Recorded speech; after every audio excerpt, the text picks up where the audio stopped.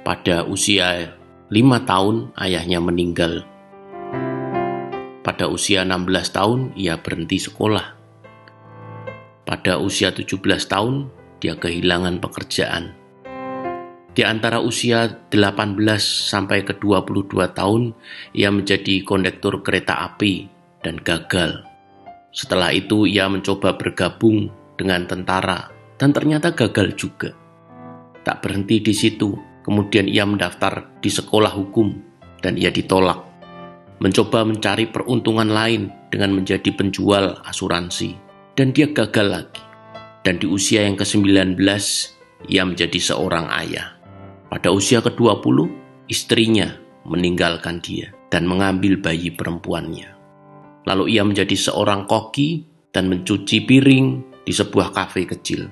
Dia gagal juga dalam upaya untuk menculik putrinya sendiri, yang akhirnya dia meyakinkan istrinya untuk bisa kembali kepadanya. Di usia 65, ia pensiun.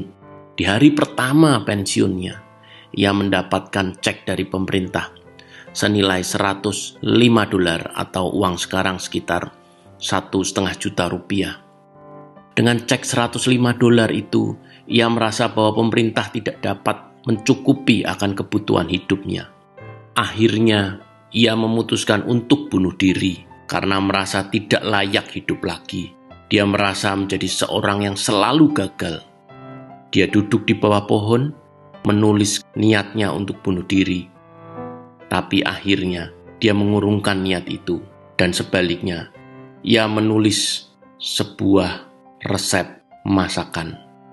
Di sisa usianya, yang sudah senja, ia masih punya kesempatan dan keahlian, yaitu memasak.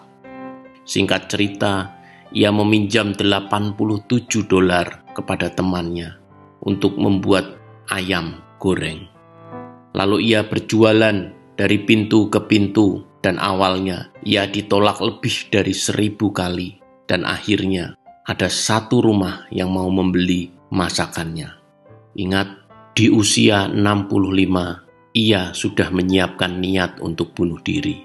Tetapi di usia 88 tahun, Kolonel Sanders menjadi pendiri KFC.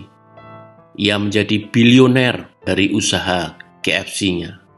Moral dari cerita ini adalah tidak ada kata terlambat untuk memulai sebuah awal. Yang paling penting dari semua itu adalah tentang mindset. Seberat apapun masalahnya, jangan pernah